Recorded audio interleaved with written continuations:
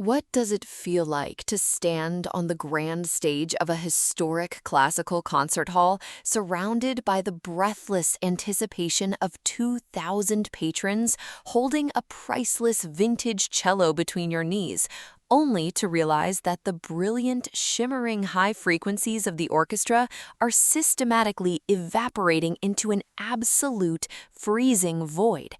It does not begin with a loud theatrical panic or a sudden chaotic collapse of your posture. It begins with a subtle, terrifying shift in the atmosphere, a realization that the music you have dedicated every single waking breath of your existence to preserve is being violently ripped from your body by an unappealable medical baseline. When the doctors delivered the diagnostic logs confirming that a progressive neurological degeneration was about to isolate me in a permanent vacuum of silence, my entire architecture of reality turned to ash. My peers at the Boston Conservatory expected me to sink into a state of helpless, submissive despair. They expected me to lock myself inside my Back Bay apartment and weep over the ruins of my deleted career. But they did not understand the absolute laws of physics, material resonance, and strategic discipline. I didn't lose my balance, and I didn't surrender my identity to the darkness. I simply closed my ears to the world, pressed my naked chest against the spruce wood of my instrument, and completely reconfigured my entire biological network to interpret music not through the fragile mechanics of an eardrum, but through the deep, unyielding vibrations of my skeletal framework. Let me show you how a determined woman can transform an absolute sensory liquidation into a staggering, victorious symphony of supreme dominance that left the elite musical community completely breathless. My name is Evelyn. I am 24 years old. If you saw me walking through the historic brick-lined corridors of the Boston Conservatory or analyzing complex orchestration matrices behind the dual monitors at my private studio in the Back Bay district of Massachusetts, you would see a highly precise, completely methodical woman. I have short, sleek auburn hair styled in a clean, modern, asymmetrical cut that perfectly frames my features, piercing emerald green eyes that have spent a lifetime reading intricate orchestral scores with mathematical precision, and a life measured entirely by the unyielding laws of sonic frequency, structural discipline, and absolute dedication to my art. I did not inhabit a disorganized universe where things happened by accident or emotional impulse. My environment was a beautifully appointed, minimalist third-floor apartment overlooking the Charles River, a space configured precisely to capture and preserve the warm, complex frequencies of my grandfather's handcrafted Italian cello. I managed my rehearsal schedules, monitored my physical conditioning, and organized my technical exercises with the exact same mathematical precision an auditor uses to balance a high-value corporate ledger. I believed that this transparent, disciplined routine was an absolute shield against the vulnerabilities of the world. To the classical music patrons and the elite directors of the Boston Symphony Orchestra, my trajectory was considered the absolute benchmark of a rising generational icon. I didn't have separate artistic distractions, unresolved performance anxieties, or structural gaps in my technical execution. I lived inside a predictable, brilliant loop of masterclasses, international performance contracts, and deep musicological research.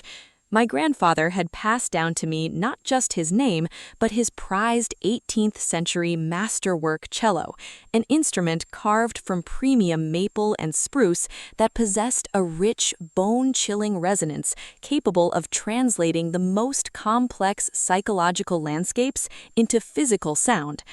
I believed that this heritage was a permanent sanctuary, completely unaware that a silent, internal anomaly was actively preparing to liquidate my entire existence from the inside out. The primary deviation in my life's baseline initialized during a high-stakes autumn performance of Elgar's Cello Concerto in E minor.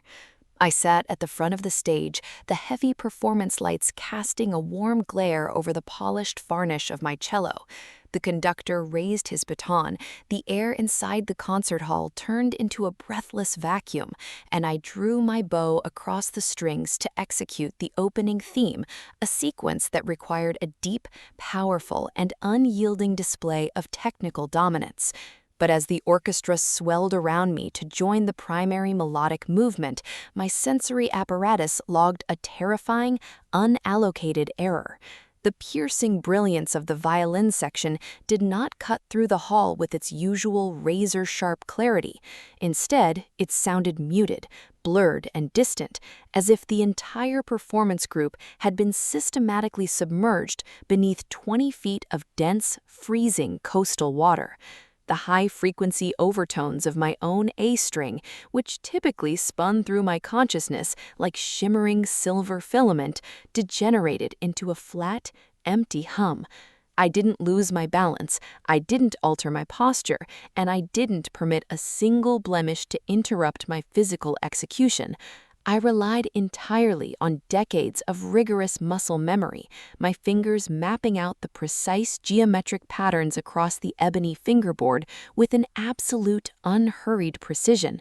I survived the performance without a single visible error, the audience erupting into a massive ovation at the closing chord. But as I walked off the stage into the backstage corridor, my emerald green eyes were locked onto a dark, terrifying reality. The data stream was failing. The sanctuary of my hearing was actively collapsing. The subsequent medical compliance review at Massachusetts General Hospital provided the cold, unyielding data behind the anomaly. The senior neurological specialist sat behind his corporate desk, sorting through a series of high-definition brain scans and auditory pathway diagnostic logs with a flat, clinical indifference that carried no emotional vibration whatsoever. "The degradation is progressive, Evelyn," the specialist stated, his voice sounding like a distant, low-frequency rumble through the damp air of the clinic. "The auditory nerve pathways are experiencing a rare, irreversible cellular atrophy. There are no surgical parameters to bypass this condition, and no pharmaceutical tracking lines can halt the deviation. Within 6 months, your hearing metrics will drop to an absolute baseline of 0. You must prepare yourself to exit the professional conservatory network permanently." The verdict was an unappealable sentence of total isolation. I walked out of the medical center into the crisp, unforgiving Boston air, the ambient sound of the city traffic already losing its detail, turning into a gray, featureless wall of static noise. My peers at the orchestra, upon receiving the official medical brief, immediately shifted their behavior. Look at me with a patronizing, tragic pity that made my skin crawl with defiance. They began discussing replacement schedules for my chair, treating my lifelong dedication as a closed account, a liquidated asset to be forgotten. I locked the heavy oak doors of my Back Bay apartment, pulled the curtains shut against the skyline, and allowed myself to sink into the deep, unmapped territory of absolute silence. By the time the winter freeze gripped the state of Massachusetts, covering the brick townhouses of the Back Bay in a heavy, silent layer of white snow, the final acoustic links to the external world had snapped completely. My apartment transformed into an absolute vault of total silence. The ticking of the historic grandfather clock in the entryway, the familiar hum of the cast-iron heating radiators, the clinking of my ceramic tea mug against the mahogany table, all had vanished from my operational awareness. The silence was not an empty space. It felt heavy, thick, and physical, a constant crushing atmospheric pressure that threatened to isolate my mind from the everyday cadence of human thought. I had ceased taking communication entries from my conservatory directors, blocked my digital network notifications, and allowed my social footprint to diminish to 0. I had become an unallocated entity in my own city, a ghost trapped inside a silent concrete container. During those dark, isolating weeks, the internal struggle was a continuous, silent war against absolute despair. Every morning, I would wake up, sit on the edge of my mattress, and attempt to recreate a specific pitch within the internal data files of my memory. I would close my emerald green eyes and force my brain to simulate the exact, rich resonance of a perfect major third or the bright ringing clarity of an open G string. It was a grueling, exhausting cognitive exercise, an attempt to prevent the complete atrophy of my melodic lineage before the darkness became permanent. But as the winter intensified, the memories began to lose their sharp resolution, blurring around the edges like old photographs left too long in the sun. The turning point in my operational strategy materialized on a freezing Tuesday afternoon. I was sitting directly on the hardwood floor of my living room, my back resting firmly against the wooden base of my unused grand piano, my mind drifting through the silent vacuum of my environment. Suddenly, a heavy, massive structural vibration traveled through the floorboards, striking the base of my spine with a sudden, unvarnished force. A large commercial transport vehicle had rumbled across the cobblestones of the alleyway directly beneath my window, its heavy diesel engine generating a powerful, low-frequency pressure wave that rattled the structural timbers of the building. The vibration traveled up my skeletal frame, vibrating through my ribs until it resonated loudly inside my chest cavity. It wasn't a sound my ears captured, it was a physical impact my entire nervous system processed with an absolute crystal clear clarity. I sat perfectly upright, my green eyes wide with a sudden freezing revelation. The universe had not stopped transmitting its beautiful energy. My brain had simply been looking for the data through the incorrect interface. The human ear was merely a localized, fragile transducer designed to convert air pressure waves into neurological signals. But the entire human body was a massive, magnificent resonant structure, an expansive network of bone, muscle, and fluid capable of absorbing, registering, and decoding physical frequencies. I turned my head toward the corner where my grandfather's cello case stood, my heart rate accelerating with a controlled, calculating intensity. The liquidation of my identity was not final. The architecture of my music was about to undergo a total structural reconfiguration. Without a single emotional hesitation, I approached the vintage cello case, unlocking the heavy brass latches with a slow, deliberate cadence, the metallic clicks completely silent to my ears, but registering as sharp, localized snaps against my fingertips. I lifted the masterwork instrument from its velvet cradle, its weight familiar, heavy, and grounding against my chest. I did not sit on my traditional performance stool, and I did not place the cello according to standard orchestral guidelines. I removed my shoes, placed the cello's metal end pin directly onto the bare, uncarpeted pine floorboards, and sat down flat on the hardwood floor, wrapping my legs tightly around the lower bouts of the instrument. I pressed my bare chest firmly against the maple back of the cello, my left cheek resting against the upper rib, my left hand gripping the neck until I could feel the cold tension of the strings beneath my skin. I closed my eyes, eliminating the visual data stream, and drew the bow across the open C string with a long, heavy, and sustained stroke. The response was an immediate, overwhelming explosion of pure sensory data. The low C string generated a powerful 64 Hz vibration that traveled instantly through the wood, entering my breastbone and radiating outward through my ribs like a deep, warm current. It didn't just feel like a physical movement, it was a pure, unvarnished language of kinetic force that synchronized perfectly with my own pulse. When I shifted the bow to the G string, the frequency moved upward, centering its intensity inside my collarbone and the muscles of my throat. Each individual pitch possessed an absolute, specific geographical address within my skeletal frame. I spent the subsequent 3 weeks executing an aggressive, rigorous mapping protocol of my own biology. I systematically played every single note across the 4 strings of the cello, documenting exactly where the vibrations resonated within my body. I discovered that low notes occupied my lower abdomen and lumbar spine. Mid-range notes resonated in my shoulder blades and sternum, while the high notes on the A string traveled up my neck, vibrating the bones of my jaw, my teeth, and my temples with a sharp, spinning intensity. I was rebuilding my musical ledger from scratch, replacing the traditional auditory scale with a highly complex, highly internal map of tactile diagnostics. The process required an absolute, unyielding level of mental focus. I had to learn to differentiate between a flat note and a sharp note based entirely on the subtle microstructural variations in the intensity of the friction felt through my left fingertips and the soles of my feet resting on the floorboards. If a note was out of alignment, the vibration felt disjointed, a ragged, chaotic wave that fought against the natural resonance of my bones.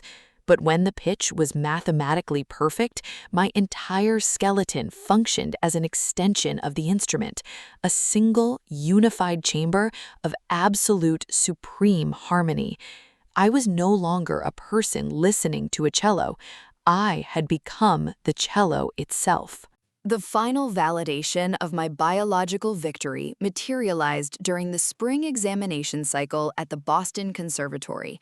The institution's senior managing directors, led by Dr. Marcus, a cold, distinguished gentleman with silver hair who believed that classical music could only exist within the traditional boundaries of pristine auditory execution, had called an extraordinary assembly to formally review my status. They intended to process my administrative exit from the prodigy pool, terminating my scholarship line due to my supposed lack of operational capacity. I walked into the grand, wood-paneled rehearsal hall at precisely 2 p.m. on a bright Thursday afternoon. The 10 primary board members and conservatory auditors were sitting behind a long mahogany table, their faces arranged into clinical sympathy and professional finality. I didn't walk into that corporate space wearing a standard performer's uniform or a submissive, fragile outfit. I stepped through the double doors wearing an exceptionally beautiful, gorgeous, striking crimson-red dress made of premium, heavy matte fabric with a clean, square neckline and a structured, elegant silhouette that caught the ambient track lighting beautifully. It was a stunning, sophisticated dress designed for a high-end social setting, making me look radiant, effortlessly beautiful, and completely independent. My short, pitch-black hair fell in a clean, modern bob cut that perfectly framed my features, and my piercing, blue eyes held a terrifying, razor-sharp clarity. But the most striking transformation was the expression on my face. My lips were turned upward into a powerful, quiet, slight smile of absolute victory, a confident, knowing look of supreme dominance that held no anger, no malice, and no remaining sorrow. It was the smile of an expert auditor who had tracked the sensory anomaly, executed the biological protocol, and won every single piece of the board. "Evelyn, sweetie," Dr. Marcus said, his voice dropping into a smooth, patronizing warmth as his eyes scanned my crimson dress, "we are here to finalize the administrative paperwork for your transition out of the performance program. We know this sensory deficit has left your mind quite fragile. There's no need to prolong this painful process." "The program is not closing, Marcus," I replied, my voice perfectly flat, carrying a cold, resonant stillness that froze the room instantly. "I am here to deliver the final audit on my performance capacity. Your administrative assumptions have just been permanently liquidated." I didn't sit on the standard upholstered chair they had provided near the center of the stage. I walked to the front of the mahogany table, placed my vintage cello's metal end pin directly on the bare, uncarpeted fine floorboards, and sat down flat on the hardwood floor, wrapping my crimson dress around the instrument. I pressed my body firmly against the wood, closed my blue eyes to eliminate the visual data stream, and initialized a performance of Bach's Cello Suite No. 1 in G major. The room instantly filled with a massive, rich, and impeccably balanced cascade of physical energy. My fingers moved across the ebony fingerboard with a terrifying, razor-sharp precision, executing the complex string crossings and polyphonic structures with an absolute authority that came from a total integration with the physical laws of materials and kinetic force. Dr. Marcus and the 10 conservatory auditors stood completely frozen in their leather chairs, their jaws dropping as their ears decoded the performance. The intonation was flawless. The emotional phrasing held a deep, bone-chilling resonance that far exceeded anything I had produced when my hearing was intact. My music was no longer dependent on the fragile mechanics of an eardrum. It was anchored to an unshakable foundation of skeletal resonance. When I completed the final chord, the sustained vibration traveled through the pine floorboards, brushing against Marcus's leather shoes before slowly dissipating into the brick walls. I stood up from the floor, my posture straight, elegant, and completely independent. "The audit is finalized, gentlemen," I stated, my blue eyes locked onto Marcus's trembling hands. "The asset is secured. My path stands on its own permanent foundation. You may sign the compliance sheets now." The board partners exchanged breathless, stunned looks before simultaneously bursting into a massive standing ovation, completely reversing their liquidation decree within 60 seconds. The traitorous doubt was crushed, the sanctuary of my art was restored, and my internal symphony would play on forever. Do you know why I am telling you this story from the edge of this open riverfront terrace today? Because the predators, doubters, and deceivers of this world want you to believe that if you experience a sudden sensory deficit or a heavy loss, you are too weak to defend your own life. They think that because you are quiet, because you ignore their small slights while isolating yourself to process your pain, you must be blind to their attempts to liquidate your standing. They believe that a broken heart will always collapse into useless tears and mental confusion, but they do not understand the absolute, unalterable laws of patience, documentation, and material resonance. Your life does not belong to the people who try to manipulate your absence using a medical diagnostic sheet, and you don't need a loud screaming match, a public scene, or a chaotic confrontation to execute absolute justice against fate. You just need the cold, silent discipline to collect the data, secure the physical evidence, and wait for the exact authorizational window to let your own unyielding dedication pull the trigger on their assumptions. Dr. Marcus thought he could steal my sanctuary and erase my name from the conservatory ledger because I was a quiet child behind a silent cello. He forgot the most basic rule of the system backups. The woman who manages the files always knows exactly how to liquidate the assets. I am Evelyn. The audit is finalized, the asset is secured, and my path finally stands on its own unshakable foundation. Now I have a final question for you, the elite group listening to my voice in the quiet of your own room tonight.